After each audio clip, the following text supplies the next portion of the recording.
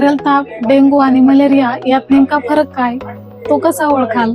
पावसाळा सुरू झाला की अनेकांना ताप येतो आणि पहिला प्रश्न पडतो, हा साधा व्हायरल ताप आहे, डेंग्यू आहे की मलेरिया? आजच्या व्हिडिओमध्ये आपण अगदी सोप्या भाषेत या तिन्ही आजारांमधला फरक समजून घेणार आहोत. त्यामुळे हा व्हिडिओ शेवटपर्यंत नक्की पहा. व्हायरल ताप हा विविध विषाणूंमुळे होणारा ताप आहे. तो संक्रमित व्यक्तीच्या संपर्कातून किंवा श्वसन मार्गाने पसरू शकतो. तर याची सामान्य लक्षणे कोणती आहेत?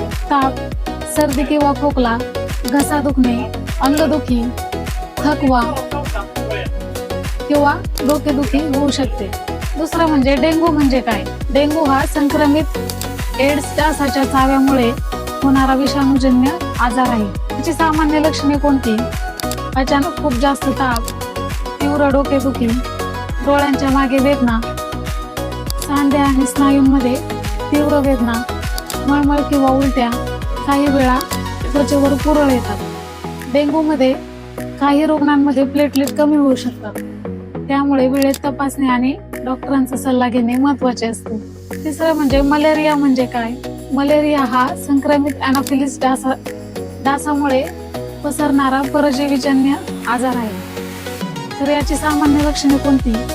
तर थंडी वाजून ताप येणे, त्यानंतर भरपूर घाम येणे, डोकेदुखी, अशक्तपणा, अंगदुखी आणि मळमळ होऊ शकते. व्हायरल ताप नेहमीच डासांमुळे होत नाही. डेंग्यू आणि मलेरिया मात्र वेगवेगळ्या प्रकारच्या संक्रमित डासांच्या चाव्यामुळे होतात.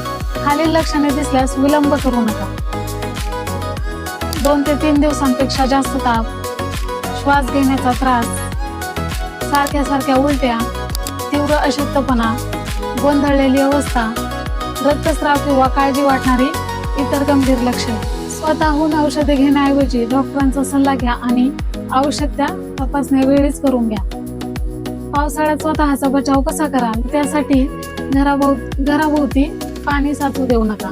स्वच्छ आणि सुरक्षित पाणी प्या. हातांची स्वच्छता राखा.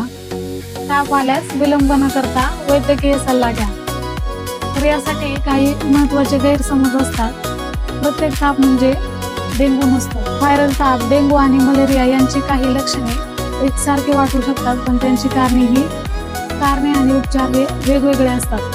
त्यामुळे ताप आल्यास स्वतः निष्कर्ष काढू नका. योग्य तपासणी आणि डॉक्टरांचा सल्ला घेणे हाच सुरक्षित मार्ग आहे. तुम्हाला कधी पावसाळ्यात तापाचा त्रास झाला आहे का? कमेंटमध्ये तुमचा अनुभव नक्की सांगा. हा व्हिडिओ उपयुक्त वाटला असेल तर लाईक करा, शेअर करा आणि आपल्या कुटुंबियांपर्यंत ही माहिती पोहोचवा.